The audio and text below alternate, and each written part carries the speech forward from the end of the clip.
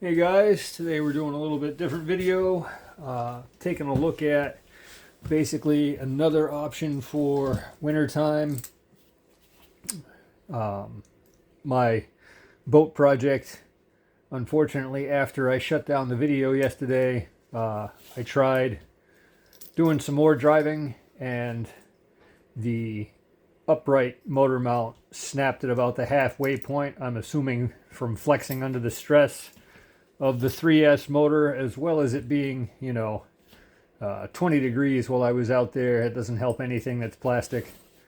So I figured I'd give a shot at another thing. I found this tiny 1/64th. It's sold as a drift car. It comes with hard plastic tires like a drift car. It is four-wheel drive, has two different speed settings. There's a fast and a slow. It actually does have proportional steering and proportional throttle. Inside the box, you get the car, 4 cones, a USB style charger. It is a integrated battery.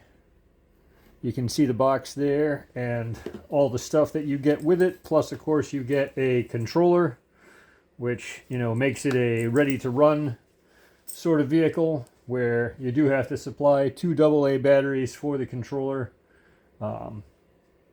This first button here turns the lights on and off, which power on the controller, power on the car, and as soon as the lights stop flashing, you know that they're bound together. You can see the wheels are turning there, and this adjustment right here on the bottom of the car up front is actually your steering trim. There's a mechanical steering trim setting for it, which I have it dead center, and so far, I've been driving it around a little bit. It's not giving me any problems. The box is mostly justified for the size of the remote. The car is, significantly smaller than your standard car. I mean, you can see how tiny that is in the palm of my hand. You got headlights, you got lights underneath, you have the option on the remote to turn them on and off.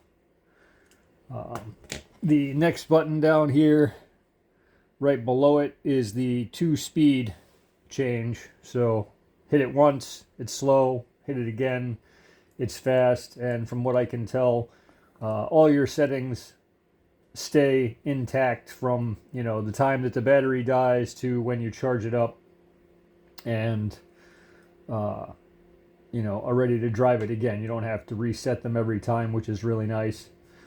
The remote is a little small for my hand, but it is certainly usable. The springs are stiff, where you're not going to do a lot of one-handed driving with this. Both the throttle spring and the steering return spring are quite stiff. Comes supplied with a little screwdriver, which is used to access the battery door on the base of the remote. Takes 2 AA. Those are not supplied with the kit. It does come with a standard USB charger.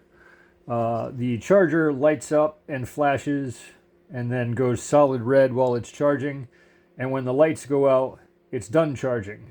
That is built into this little USB thing.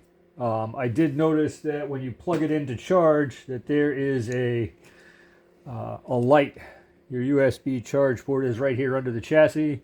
And then there is a red light that also comes on inside the car. And so this last time I charged it up, I tried it with a standard USB cable, and sure enough, you can charge the car off a standard USB and just watch the light that's on the car. So part of this experiment is basically done in trying to see how cheap you can still have some fun with RC. Ultimately for me, the winter time is something where I'm not looking to spend a ton of money on a rig. I'm looking to get through a couple of months until I can run all of my regular stuff outside again. This kit, I believe, was under $25 altogether. And as far as the track goes, you can see I got this big white panel here. This is just a piece of leftover drywall that I had from a home repair project that I then put a single coat of white paint on, and I did duct tape the edges so that you don't wind up with, you know, little pieces of drywall flaking off everywhere all over the place. From my driving on it, I would definitely say that it would benefit from, like, you know, at least the border being done with some foam bumpers, because when you slide off the side, this thing is, you know, maybe twice as tall as the piece of drywall, and so there's no chance at all you're driving back up onto it. You're going to have to get up and go and reach it and get it every single time. So let me go over here.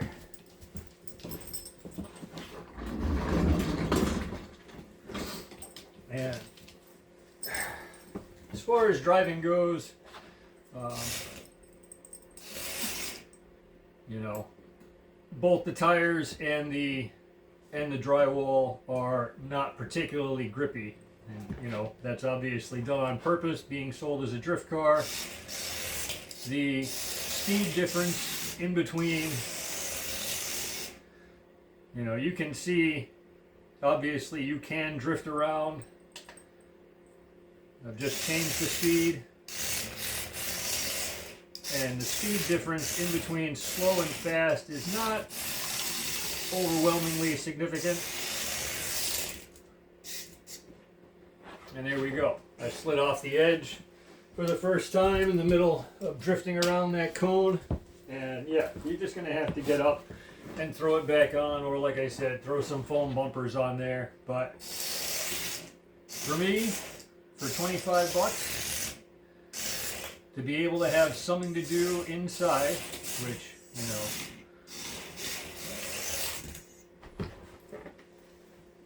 it's not a bad deal.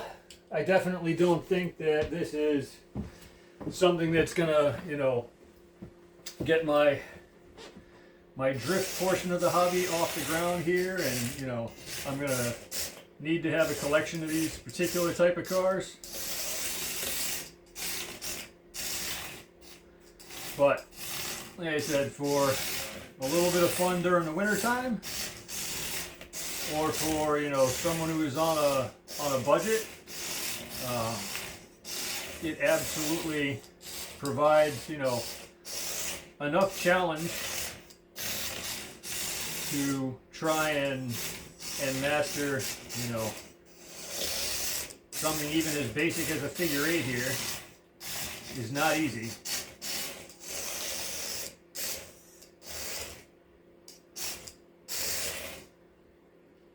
Let's see here, I think